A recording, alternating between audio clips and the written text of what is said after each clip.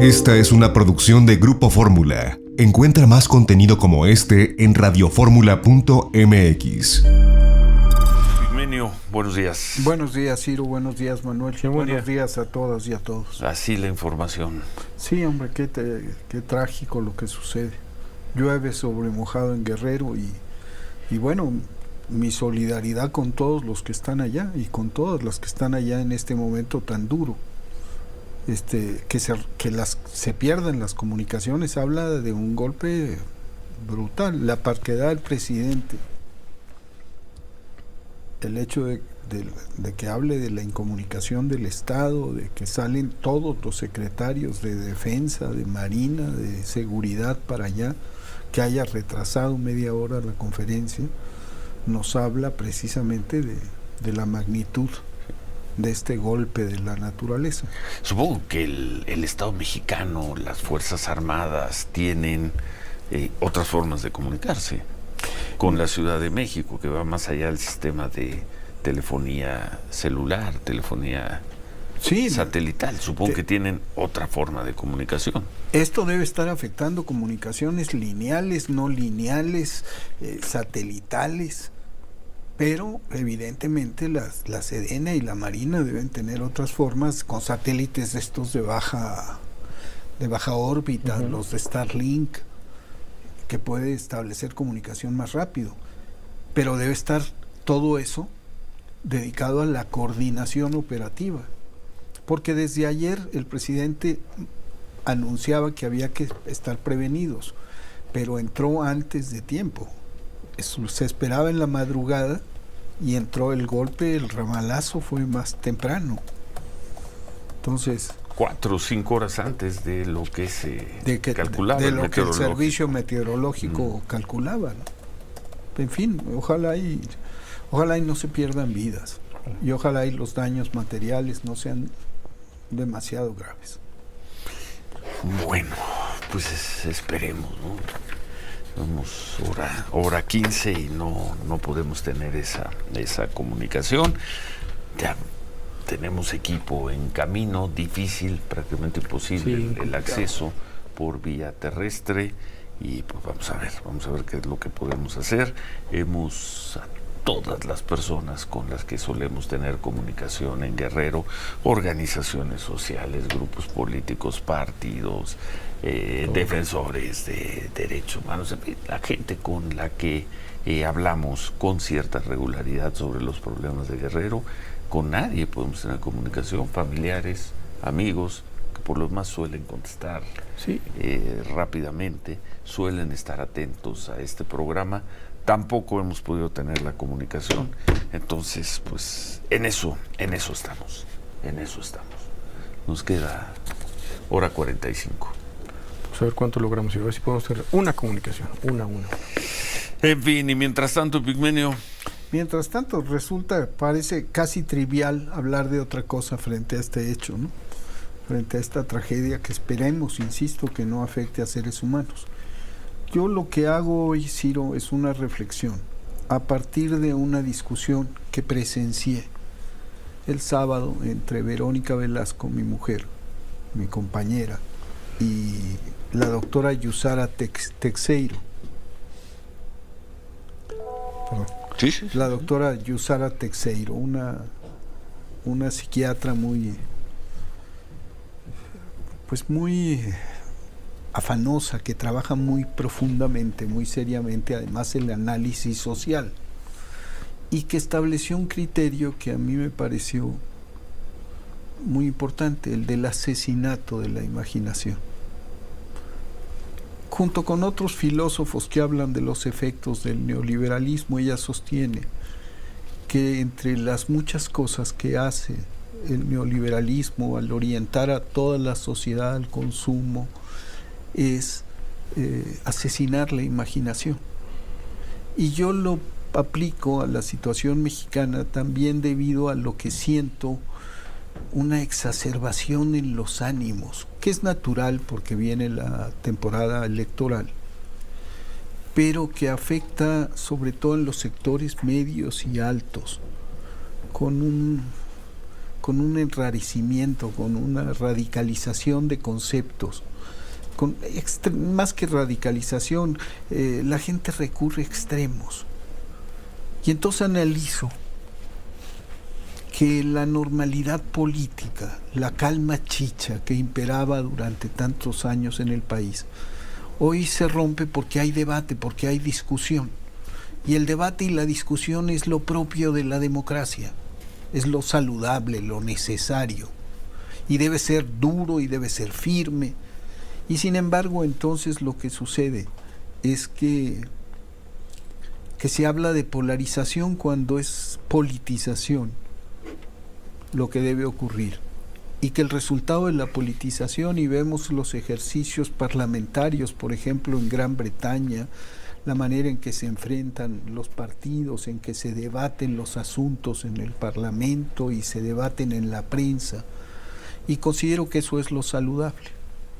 Y culmino la reflexión diciendo que esta afectación a la imaginación, esta muerte de la imaginación, que nos impide concebir, analizar bien la realidad, hace que en la derecha la gente se afecte a mentiras. México está siendo destruido, es un gobierno autoritario, por un lado. Y por el otro lado, en la izquierda, no haya un esfuerzo demasiado consistente y serio para teorizar, para contar esta transformación. ¿Cuál es el resultado? Hay una cosa que está imperando. En la derecha, muchos saben que perdieron su realidad. En la izquierda, muchos creen que perdieron sus sueños. Hablábamos en el corte con Epigmenio de este tema de la falta de imaginación y finalmente la crítica que estás haciendo también a lo que tú llamas la izquierda, gente que conoces, gente con la que te mueves, gente con la que trabajas. Ya conocemos y la has expresado muchas veces aquí, tu crítica a lo que llamas la derecha. Pero en la izquierda, Epigmenio, ¿dónde está el pensamiento renovador? ¿Dónde están los grandes textos de este sexenio? Los grandes politólogos, los filósofos. ¿Dónde está ese pensamiento nuevo que uno esperaría habría acompañado a 5 años ya de gobierno? Es parte del sentido de esta reflexión. Creo que impera en muchos sectores de la izquierda, intelectual incluso, esa sensación de que se perdieron los sueños, de que no se alcanzó lo que se pensaba. Y no se acaba de entender que se alcanzó más de lo que se pensaba, de lo que se deseaba. Y se alcanzó un fenómeno único en la historia. Sigo insistiendo que esa unicidad del proceso que se está viviendo en México no ha sido estudiado suficientemente. Toda transformación es una revolución, sí, pero esta es pacífica, esta es democrática. Lo has dicho muchas veces. Esta se juega la vida en las urnas, eso no sucede.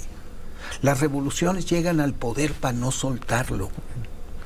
Esta revolución llega al poder y lo primero que hace es revocación de mandato. Y lo segundo que hace es proceso sucesorio, encuestas, en todos los órdenes. Que la gente decida. Es devolverle a la gente el poder. Y nos falta un ejercicio de imaginación para el análisis. Cuando dices nos, ¿te refieres a qué grupo de pensamiento, a qué corriente, a qué personas, a qué filósofo, general, a qué sociólogo, a qué analista? Me refiero a quienes estamos comprometidos por un lado con la transformación, a quienes quieren derrotar a la transformación. Tampoco el pensamiento... Pues te decía, concentrándonos en lo que llamas la izquierda. Lo otro ya conocemos tu crítica, pues. Pero aquí en el caso de la izquierda, ¿quiénes son esas plumas, esos centros de pensamiento que pudieron haber generado quizá más conocimiento, más imaginación sociológica, Stuart Mills, lo que quieras, para no ponernos muy Facultad de Ciencias Políticas? ¿Quiénes son? Y en todo caso, quizá no hicieron un trabajo que correspondía a al momento, según lo que tú dices. No es que o lo están haciendo, pero lo que yo no acabo de sentir es una orientación profunda al análisis de lo único, de lo inédito, de lo extraordinario de este fenómeno. Ese ángulo no lo leo en las páginas de los diarios, no lo leo en los libros, no lo veo en los debates. Creo que hace falta un esfuerzo profundo de teorización. De eso discutían Verónica y Yusara. Sí. Y Yusara hablaba de este asesinato de la imaginación como resultado de la acción corrosiva del neoliberalismo, que está muy estudiado, cómo moldea la conducta humana, deteriora, trastoca valores esenciales de la convivencia. Y me parece...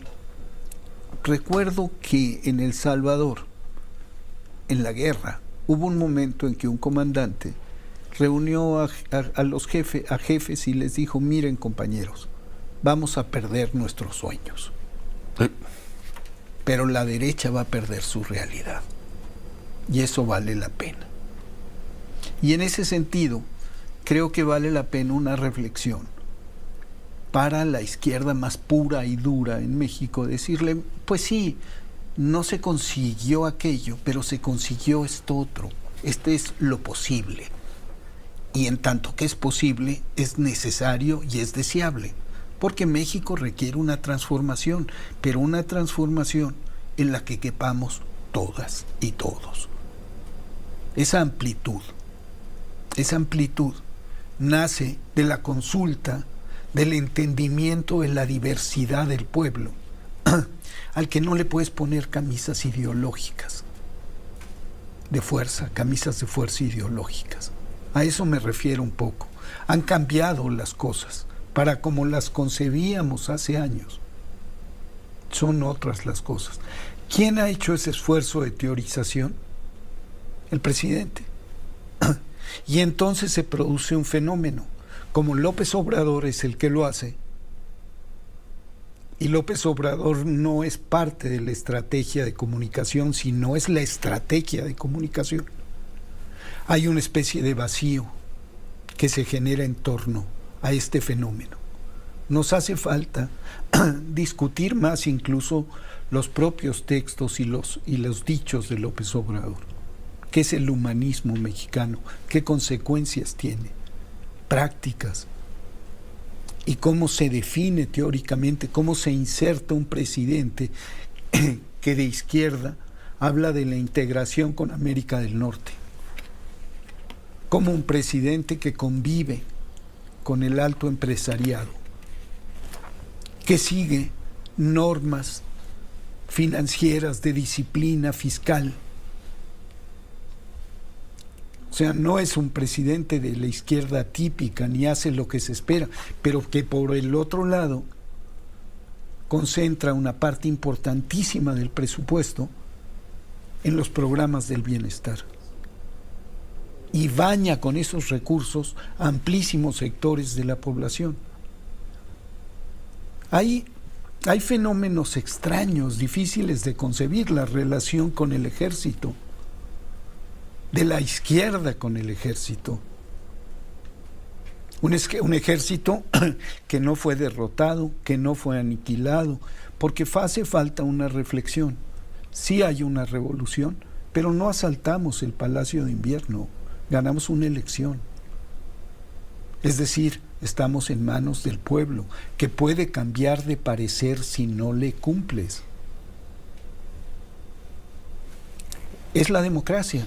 Y una democracia que implica un debate recio.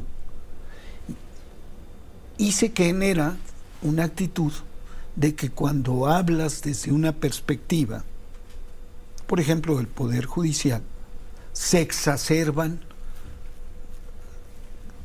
todos los comentarios, por ejemplo, en Twitter, que yo sé cómo es, pero hay que entenderlo.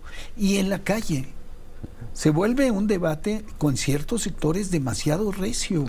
No, y mira lo que está pasando, por ejemplo, en el Poder Judicial. Ayer como se diría, o se decía en la izquierda, las bases terminaron rebasando a la dirigencia del sindicato. El sindicato quería terminar el paro y terminaron votando por extender el paro de labores los trabajadores del Poder Judicial, cuando menos hasta el domingo, porque son los trabajadores los que creen o los que están convencidos de que la extinción de fideicomisos los va a afectar a ellos.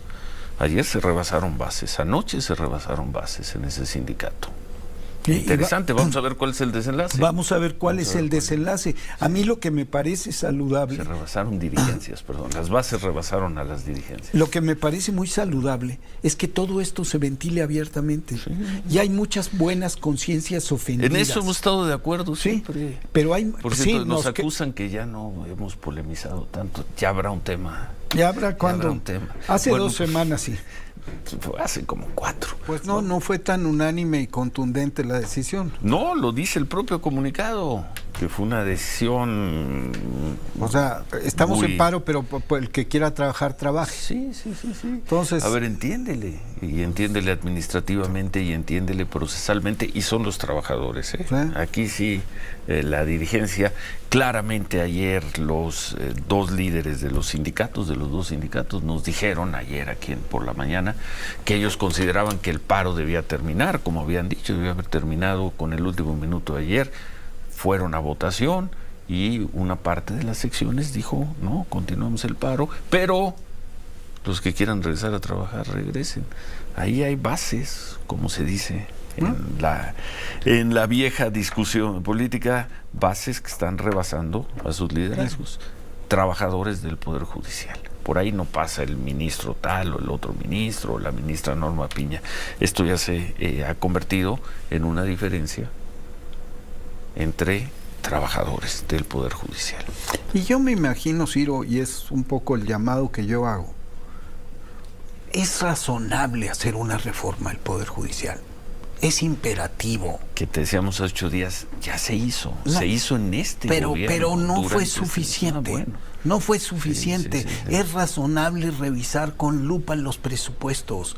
Es razonable debatir con dureza cuando se toman decisiones como las de García Luna. Es razonable apuntar en lo de Uriel Carmona, decir cómo es posible que se libere ese fiscal. O sea, sí hay muchas cosas que la gente sufre en carne propia y hay que hacerlo. Yo llamo a los trabajadores, a los magistrados, a los jueces, a los propios ministros y ministras, a que reflexionen y digan, pues entrémosle nosotros, revisemos a fondo, mejoremos esto. Ninguna institución es sagrada. Esta muerte de la imaginación de la que hablo, este asesinato de la imaginación, afecta a todos los órdenes de la vida. El problema en el Poder Judicial es que vienes de una reforma que el presidente de la Corte, hasta hace un año y medio, el ministro Arturo Saldívar presentó, expuso como una gran reforma, como les gusta decir a ellos, una reforma de gran calado del Poder Judicial. Hace 2 años, 3 años, y ahora otra vez reformar. Tú dices, no fue suficiente, bueno.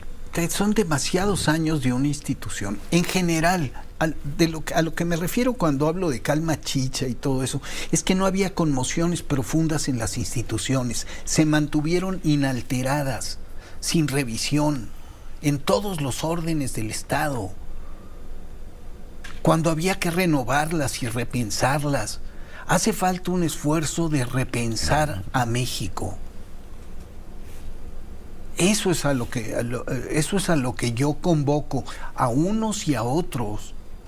No importa la tendencia ideológica, hay que repensar a este país en el nuevo contexto internacional, en el nuevo contexto nacional y en el protagonismo de nuevo tipo de este pueblo, que se ve en lo del Poder Judicial, que se ve en cómo reacciona cuando es consultado. A veces masivamente, otras no, porque no había ni siquiera la costumbre de consultarle y no estaba establecido en la Constitución. Hoy está. Entonces a mí me parece, y eso es a lo que llamo, a que debemos reflexionar y decir, sí, nos mataron, nos achataron la imaginación, Yo extraño, no sabes cuánto, a Carlos Monsiváis. Esa conciencia fulgurante de la realidad mexicana. Ese pensamiento dedicado a la realidad mexicana, buscando los ángulos novedosos, profundos. 13 años ya de su muerte, murió en 2010, si Sí. no me equivoco. Entonces, Pero me hace falta ese aliento de vida. Y Verónica cita siempre a Daenerys Targaryen, que de Game of Thrones, el personaje, que dice, no se que es puede, muy bonita la frase. Bueno, no muy se buena puede la frase imaginar citas, lo que nunca se ha vivido. Pues sí. Pues sí, si vivimos 36 años en un sistema de corrección y normalidad política, Pues eso de corrección, normalidad. pero Habría que ir al diciendo 1994. en las 2012, instituciones todo. hay que mantenerlas como, pues no, las instituciones hay que reformarlas, hay que actualizarlas, hay que repensarlas como hay que repensar al país. Bueno, pues muchas gracias. Si seguimos sin poder generar información desde Acapulco, Epigmenio, tú que le entiendes a las comunicaciones y a los satélites y demás. Es que está complicado porque la comunicación celular, por más que haya muchas células, pues son antenas físicas. Son antenas y se caen unas 3 antenas y bloqueas un área. Y la comunicación satelital con las tormentas, pues no penetra las nubes, muchos satélites. Entonces hay una complejidad ahí y la comunicación lineal, pues los vientos tumban los postes. Entonces hay que buscar medios alternativos y esperar que la gente de Teléfonos de México, de Telcel, de todas las... Y de la Comisión Federal de Electricidad. Y la Comisión Federal de Electricidad. Por lo general restablecen los servicios en un lapso breve. Aquí estamos hablando ya de 6 horas, 8 horas. O ya casi de 9. 9 horas. Casi de 9. Pegó en los primeros minutos de hoy. Son 8:50 y no se ha logrado. Pues seguramente el impacto fue muy, muy grande. Muy severo. Pero estemos atentos. Ojalá y no se pierdan vidas. Ojalá y no sea tan duro el castigo sobre Guerrero y sobre Michoacán. Porque toda la sierra lo barre y ahí va Michoacán. Entonces, ojalá. Bueno, pues gracias, Ciro. Nos vemos por aquí el miércoles, que es lo último de información que tenemos. El último reporte, no hay información, nos dicen que no tenemos información ni posibilidad de mantener, más bien de generar información desde Guerrero. Qué desesperación, ¿no? Qué desesperación. Qué desesperación, pero bueno. Qué desesperación la que han de estar viviendo allá la gente que quiere también comunicarse y que necesita auxilio. Ojalá y se hayan logrado establecer la coordinación. El plan DN3 funciona afortunadamente muy bien. El despliegue de la fuerza allá, me imagino que ya está atendiendo a la población en la situación más difícil. Lástima que no tengamos una conexión para saber qué está pasando. Esta fue una producción de Grupo Fórmula. Encuentra más contenido como este en radioformula.mx.